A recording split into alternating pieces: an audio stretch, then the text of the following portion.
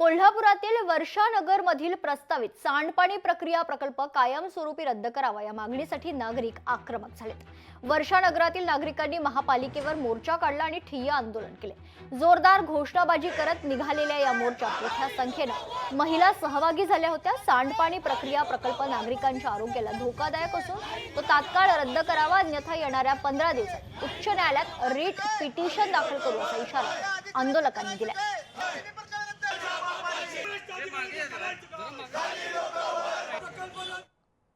ज्या ठिकाणी प्रोजेक्ट होत आहे तो रहदारीचा रस्ता आहे। या सगळ्या भोरवस्तीतला प्रोजेक्ट आहे।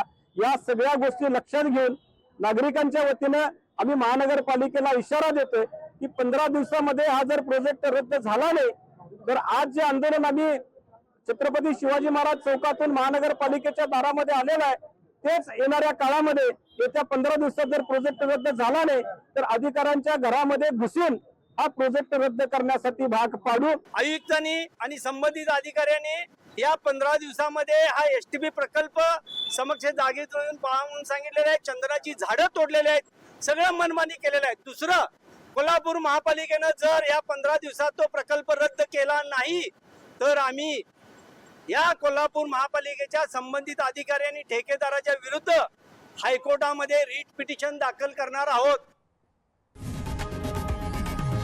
लोकशाही मराठी ऐका, पहा, जागरूक रहा।